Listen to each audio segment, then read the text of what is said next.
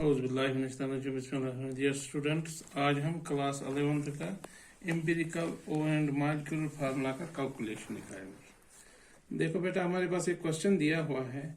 In a compound percentage of carbon is equal to 37.5%, percentage of hydrogen is 12.5% and percentage of oxygen is 50%।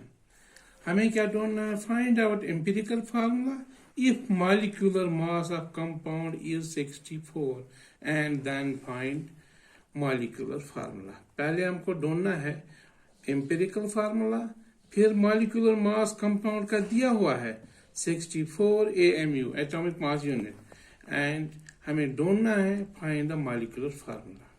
देखो बेटा, atom हमारे पास कौन कौन सा? एक है एटम कार्बन, दूसरा है हाइड्रोजन, तीसरा है हमारे पास ऑक्सीजन।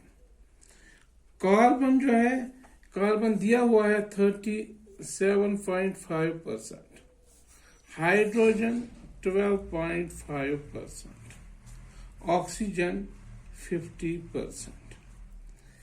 परसेंटेज एटॉमिक मास हो गया 37.5 divided by atomic mass of carbon. Carbon का एटॉमिक मास 12 होता है। 37 यहां पर 12.5 डिवाइड बाय हाइड्रोजन का 1 होता है। 50 डिवाइडेड बाय ऑक्सीजन का 16 होता है एटॉमिक मास। तो किसके बराबर आएगा? 37.5 डिवाइडेड बाय 12, 3.125। ये हो गया 12.5। तो ये हो गया 50 डिवाइडेड बाय 16, 3.125 ये भी है। अब इसमें से सबसे छोटा है हमारे पास 3.125। इस सब को इससे डिवाइड करो 3.125, ताकि हमें सिंपलेस्ट एटॉमिक रेशियो निकलेगा। 3.125 divide by 3.125, 12.5 divided by 3.125, 3.125 divided by 3.125। ये 3.2 ये 1 के बराबर है। This is equal to 4 and this is equal to 1। Simplest atomic ratio. ये देखो बेटा, ये 1, 4 एंड 1 ये सिंपलेस्ट ही है, इसमें कोई कॉम्प्लेक्स नहीं है, सिंपलिस्ट है। लिहाजा सिंपलिस्ट होल नंबर रेशियो भी आएगा 1, 4 एंड 1। इसके बाद हमको देखना है अब एम्पिरिकल फार्मूला। एम्पिरिकल फार्मूला किसके बराबर है? कार्बन कितने हैं? 1 हो गया C1, हाइड्रोजन कितने हैं? 4, और ऑक्सीजन कितने हैं? 1। इसका मतलब है एम्पिरिकल फार्मूला बराबर है CH4NO। तो हमारे पास दिया हुआ है, निकालना है हमको एम्पिरिकल फार्मूला मास।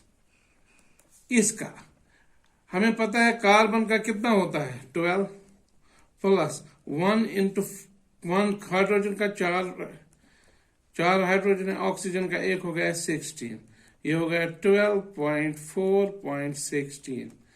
6 4 10 2 12, 1 1 2 2 गए 4।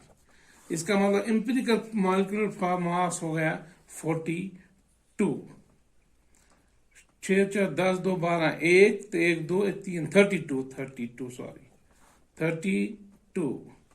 देयरफॉर n बराबर हो गया कितना है? ये 64 हमारे पास दिया हुआ है, divide by 32, that is equal to 2। Therefore, molecular formula बराबर होता है n into empirical formula. n हमारे पास कितना निकला? 2 इंटू एम्पिरिकल फार्मूला है C1H4O1, that is 2 4s are C2, 2 4s are H8, O2s are O2, C2H8O2। This is the molecular formula। इसके बाद दूसरा हमारे पास क्वेश्चन है Determine molecular formula of an oxide of iron. Oxide of iron, in which a mass percentage of iron and oxygen 69.9 and 30.1 respectively. Molecular mass is 160 AMU. पहले हमको देखना है कि यहाँ पर जो एटम है, दो ही एटम है यहाँ पर. एक है कौन सा, ऑक्साइड, और दूसरा है आयरन. जब आयरन पहला है, दूसरा है ऑक्साइड, हो गया ऑक्सीजन. ठीक है, दिया हुआ है आयरन कितना है यहाँ पे. The percentage of N oxygen and iron and oxygen is, iron का है 69.9 और ऑक्सीजन का है 30.1. एटॉमिक मास आयरन का हमें पता है, वो सिर्फ 56 के बराबर होता है और ऑक्सीजन का 16 के बराबर होता है. 56 और 16. परसेंटेज होता है 69.9 डिवाइड बाई 56, 30.1 डिवाइड बाई 16. तो ये आएगा 1.25, तो ये भी आएगा 1.88. दोनों में से छोटा है 1.25, 1.25 डिवाइड बाई 1.25 1 के बराबर आएगा. इसके बाद 1.88 डिवाइड बाई 1.25 किसके बराबर आएगा, 1.88 डिवाइड बाई 1.25, ये आएगा 1.5 के बराबर.